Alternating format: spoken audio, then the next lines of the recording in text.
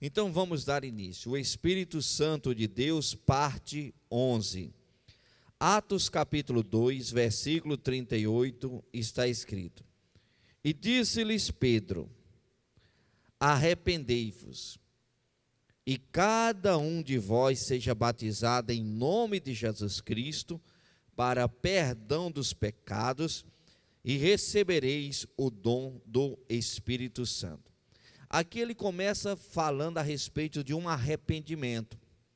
A pessoa está conduzindo a vida dela de uma forma, ela conhece o Evangelho, ela aprende o que é agradável e correto aos olhos de Deus, ela olha para a vida que ela está levando e ela se arrepende daquela conduta errada que ela está praticando ou que estava praticando.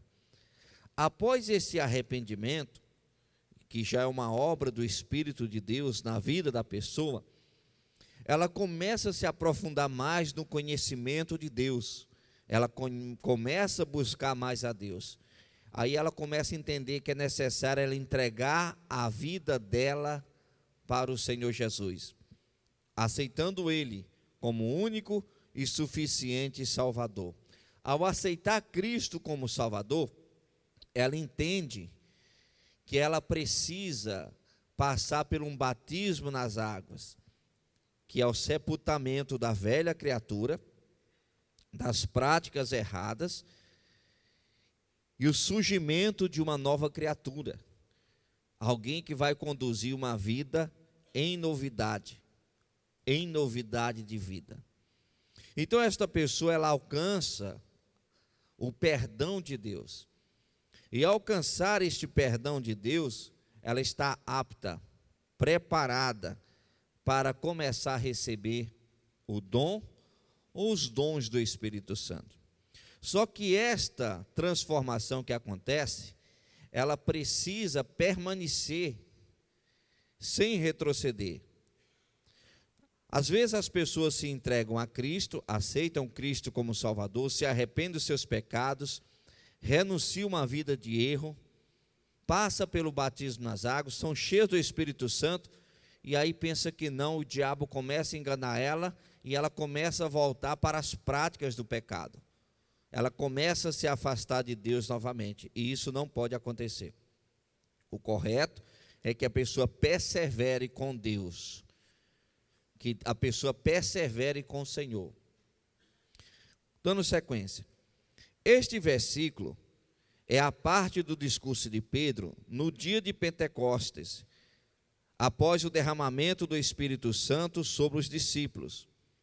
Pedro estava falando para a multidão sobre a morte e ressurreição de Jesus Cristo, e como ele foi o cumprimento das profecias do Antigo Testamento. Neste versículo específico, Pedro exorta as pessoas a se arrependerem de seus pecados e a serem batizadas em nome de Jesus Cristo para o perdão dos pecados. O batismo é um ato de obediência e de identificação com Cristo e seu sacrifício redentor. Além disso, Pedro promete que aqueles que se arrependerem e forem batizados receberão o dom do Espírito Santo. O Espírito Santo é a terceira pessoa da Trindade e é enviada por Deus para habitar e capacitar os crentes. Portanto, de acordo com este versículo, o arrependimento, o batismo em nome de Jesus Cristo e a recepção do Espírito Santo são elementos importantes na vida do crente para o perdão dos pecados e para a experiência da presença e do poder de Deus. Quando fala em ser batizado em nome de Jesus, refere-se a seguir a instrução dada por Jesus nos evangelhos. Em Mateus capítulo 28, versículo 19, olha o que está escrito. Jesus disse aos seus discípulos: Portanto, ide, fazei discípulos de todas as nações, batizando-os em nome do Pai, do Filho e do Espírito Santo. Para um pouquinho. Aqui nós observamos, falando a respeito de um batismo em nome de Jesus. E aí tem pessoas que começam a ter dúvidas. É para batizar em nome de Jesus ou é para batizar em nome do Pai, do Filho e do Espírito Santo? Porque tem ministério que não batiza em nome do Pai, do Filho e do Espírito Santo. Tem ministério que batiza somente em nome de Jesus. Eu te batizo em nome de Jesus. E esses ministérios até utilizam passagens bíblicas para falar que o batismo correto é em nome de Jesus. Só que quando a Bíblia fala sobre o batismo em o nome de Jesus, está direcionando ao ensinamento de Cristo. E o ensinamento de Cristo é em nome do Pai, do Filho e do Espírito Santo de Deus. Então essa passagem aqui de Atos, que fala a respeito do batismo de Jesus, está se referindo ao ensinamento de Cristo. E o ensinamento de Cristo é em nome do Pai, do Filho e do Espírito Santo. Digamos que no próximo domingo eu vou fazer um batismo aqui. Não vou fazer, é só um exemplo. Aí você fala, pastor, domingo eu vou me batizar. Fala, oh, glória a Deus, então domingo eu vou te batizar em nome de Jesus. Aí quando você chegar aqui, no batistério, eu vou olhar para você e perguntar se você sabe o que está fazendo, se é de livre e espontânea vontade, você vai falar que sim. Aí eu vou falar, eu te batizo em nome do Pai, do Filho e do Espírito Santo de Deus. Então, quando fala em nome de Jesus, e você vê outras passagens bíblicas falando sobre isso, é levando ao ensinamento de Cristo. Continuando. Embora a Bíblia mencione o batismo em nome de Jesus, em nome do Pai, do Filho e do Espírito Santo, em alguns momentos também é apresentado a prática do batismo em nome de Jesus especificamente. Em Atos dos Apóstolos, por exemplo, vemos Pedro e outros apóstolos batizando pessoas em nome de Jesus. Atos capítulo 2, versículo 38, fala em batismo em nome de Jesus. Atos capítulo 8, versículo 16. Atos capítulo 10, versículo 48. Atos capítulo 19, versículo 5. Todos estão falando lá, em nome de Jesus. Batismo em nome de Jesus. No entanto, as palavras de Jesus registradas no Evangelho de Mateus 28, 19, ele instrui seus discípulos a fazerem discípulos de todas as nações, batizando-os em nome do Pai, do Filho e do Espírito Santo. O verdadeiro arrependimento é essencial para que possamos experimentar o poder e a presença do Espírito Santo em nossas vidas. Através do arrependimento sincero, reconhecemos nossos pecados, nos afastamos deles e nos voltamos para Deus em busca de perdão e transformação. O segredo está no verdadeiro arrependimento. Arrependei-vos. Às vezes a pessoa está na igreja, irmãos, há anos e não muda a conduta dela. Está na igreja há anos e continua com o comportamento errado. Ela não se arrepende do comportamento errado. E a orientação é que tem que ter arrependimento. Busque em Deus o arrependimento. Enquanto você amar o pecado, não adianta você ficar falando para Deus, Deus, eu não quero.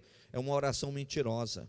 Você tem que falar para Deus, Deus, eu quero o pecado, eu amo o pecado, eu não consigo me enxergar se é um pecado, mas isso me leva para o inferno. Me ajuda, me faz ter nojo do pecado, me faz rejeitar o pecado, me faz repudiar aquilo que o Senhor repudia. Espírito Santo, produz em mim o verdadeiro arrependimento, porque enquanto a pessoa ficar com oração de hipócrita, oração mentirosa, eu não quero, quer sim.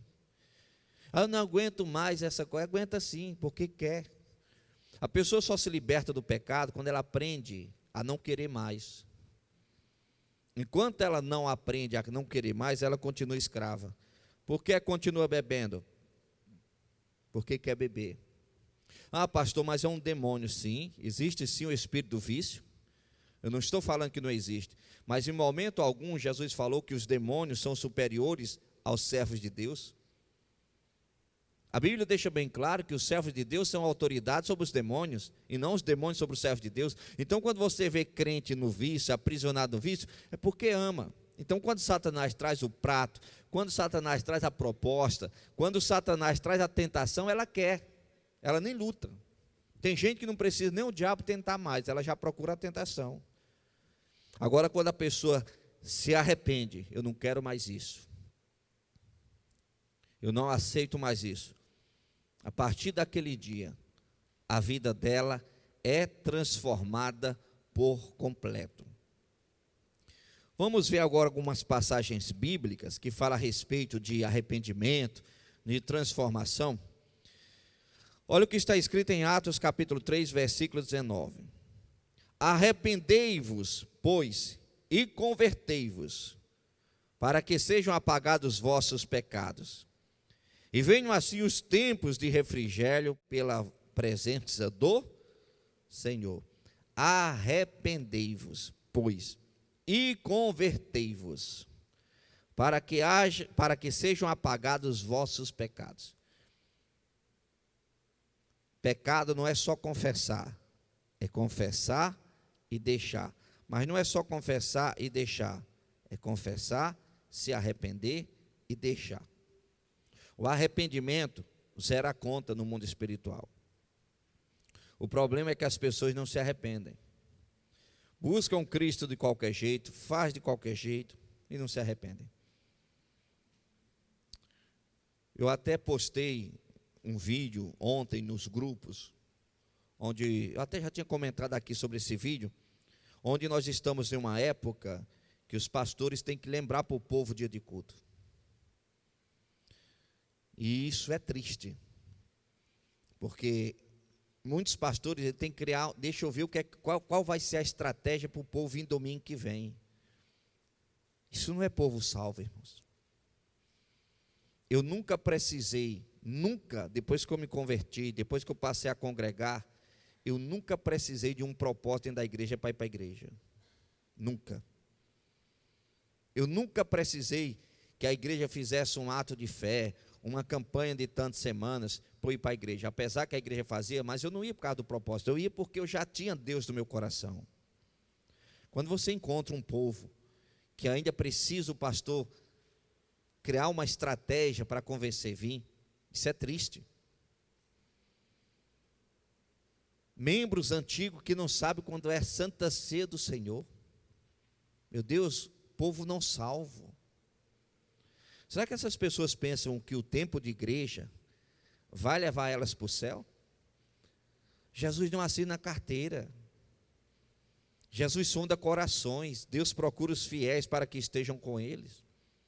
E quando eu falo isso, eu não quero que ninguém interprete errado, porque eu tenho um hábito de mandar mensagem. Eu sempre mando mensagem para o povo. Mas o objetivo de mandar mensagem para o povo não é alcançar vocês que já são da igreja, não. É vocês pegarem aquele convite que eu lanço para vocês cordialmente e vocês passarem para frente, porque vocês já estão evangelizados. Vocês já foram alcançados pelo Evangelho de Cristo. E quando você receber um convite do pastor, eu não estou pensando em você especificamente, porque você já sabe onde é a igreja, você já sabe os horários dos cultos, não é para você. Aquele convite que o pastor faz é para você falar: opa, deixa eu convidar outra pessoa, deixa eu evangelizar alguém para ir na igreja comigo, deixa eu plantar semente no coração das pessoas. Irmãos, agora mais do que nunca, nós temos que ter do nosso lado amizades sinceras.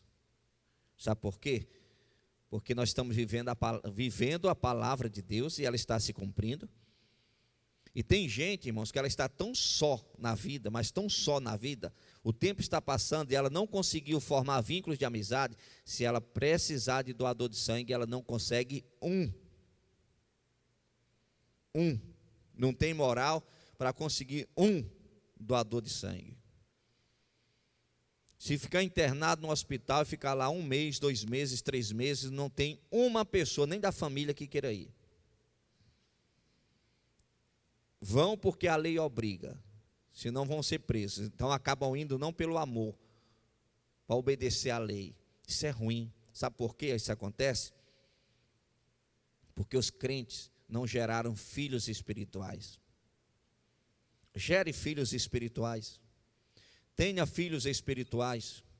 Porque você tendo filhos espirituais, o que vai acontecer? Quando você precisar, você vai ter suporte. Você vai ter apoio. O povo, irmãos, não estão entendendo a importância de gerar filhos espirituais.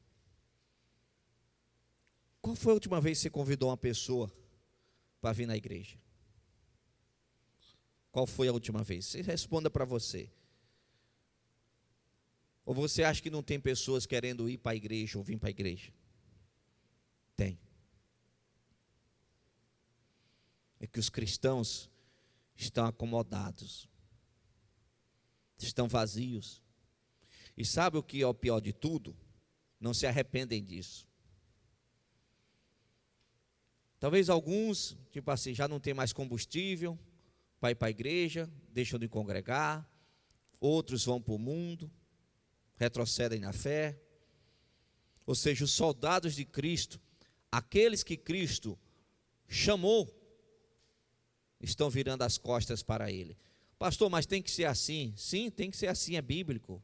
Tem que ser assim porque é bíblico, mas que seja com outras pessoas e não com você, não comigo. O retrocesso na fé é bíblico, a apostasia da fé é bíblica, mas que seja com outras pessoas e não com você. O Judas é bíblico, mas que seja outra pessoa, o Judas, e não você. O problema é bíblico, mas que seja outras pessoas que geram problemas e não você. Porque o que Deus espera de nós, irmãos, é que façamos a diferença. Isaías capítulo 1, versículo 16. Lavai-vos, purificai-vos, tirai a maldade dos vossos atos de diante dos meus olhos, cessai de fazer o mal. Lavai-vos, purificai-vos, tirai a maldade. Tirai a maldade, ou seja, as pessoas são más. A Bíblia fala, aquele que pode fazer o bem e não faz, peca. Quantas pessoas nós podemos abençoar? Não estou falando de dar dinheiro não, mas quantas pessoas nós temos o poder para abençoar? Abençoar com as nossas orações, abençoar com o nosso convite, abençoar pegando um devocional que vocês recebem diariamente e passar para frente para aquela pessoa. E às vezes não fazemos nada. O seu celular é um depósito de informações bíblicas, dos melhores conteúdos, mas ao chegar no seu celular, essas informações morrem no seu celular. Você não passa para frente. Você tem vergonha de Jesus. Você tem vergonha de passar uma mensagem bíblica para alguém. Você tem vergonha de Cristo. E a Bíblia fala que aquele que se envergonha dele diante dos homens, ele vai se envergonhar diante de Deus. Ele não vai reconhecer diante de Deus. Você passou por uma pandemia aí, quantas pessoas morreram que vocês conhecem? Aí vocês passaram, nós passamos por uma pandemia para ter no nosso meio pessoas que têm vergonha de falar de Jesus. Eu não estou falando falar, pregar com a própria boca, porque às vezes a pessoa não leva jeito, é um pouco acanhado, mas hoje a maior pregação é pelas redes sociais, é pelo WhatsApp. Você evangeliza em um clique só, todo o grupo da família, põe lá um louvor no grupo da família. Ah, mas vão questionar, então você manda individualmente para cada pessoa, faça isso diariamente.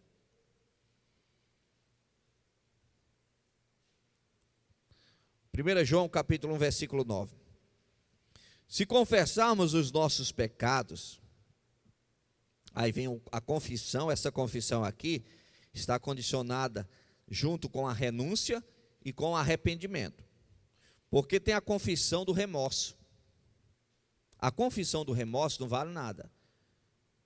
Digamos que eu cometo um erro.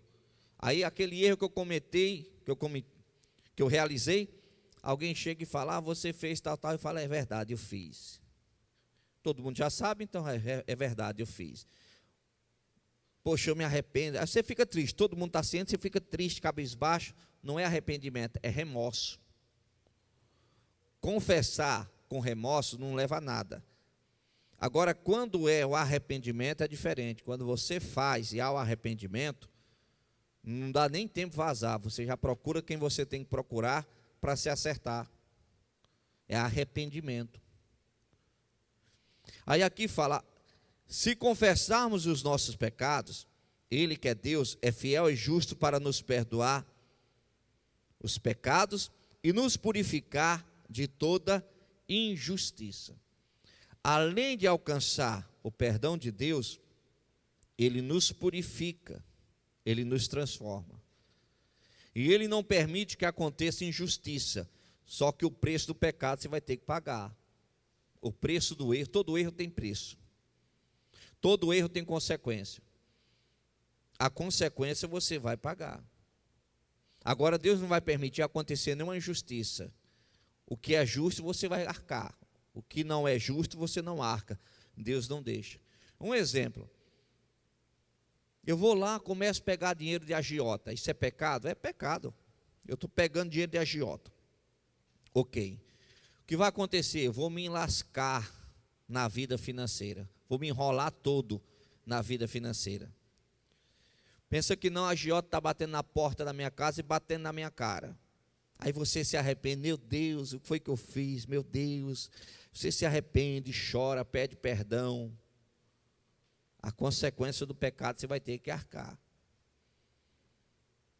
Até o último centavo.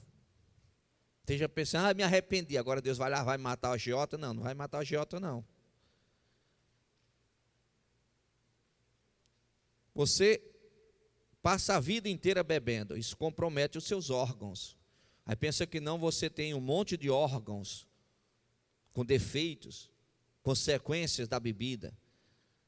Você pede perdão a Deus, Deus perdoa, estende a misericórdia, mas a consequência da bebida você vai arcar. Você passa a vida inteira tomando Coca-Cola, todo dia bebe 2 litros de Coca-Cola, todo dia bebe 2 litros de Coca-Cola. Você pede perdão a Deus pelos seus pecados, Deus te perdoa, mas a consequência do açúcar você vai ter que arcar. Ou você acha que Deus, ele não é justo? O problema das pessoas, irmãos, é que acham que vão entrar na igreja, vão aceitar Jesus como Salvador, e a partir daquele dia não tem mais problemas, não tem mais consequência dos seus erros errados. Não é assim não.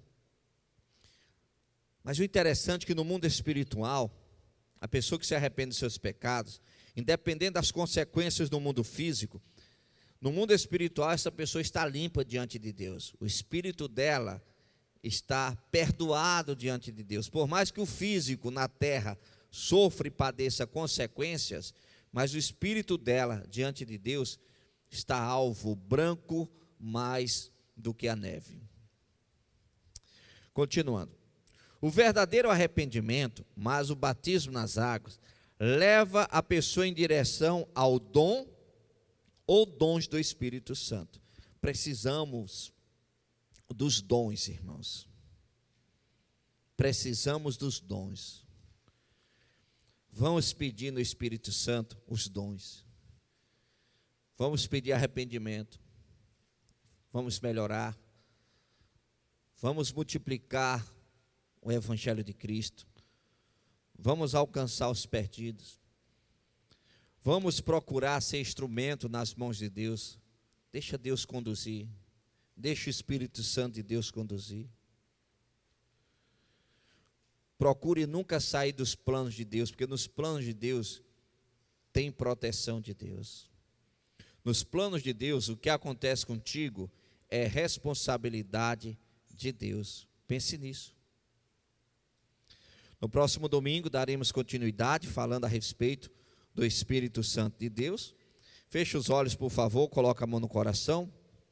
Pai, obrigado, meu Senhor, por esta mensagem que o Senhor nos trouxe. Venha, Pai, alcançar todas essas pessoas aqui presentes, derramando da tua unção, da tua graça e do teu poder. Transforma cada uma com a tua graça e com a tua virtude. Que o Senhor Espírito Santo possa trazer arrependimento para os pecados de cada pessoa. Que o Senhor possa fazer uma obra completa na vida de cada um. É o que eu te peço, em nome de Jesus Cristo, para a tua glória. Amém. E você que crê, aplaude o Senhor Jesus Cristo bem forte, que Ele merece.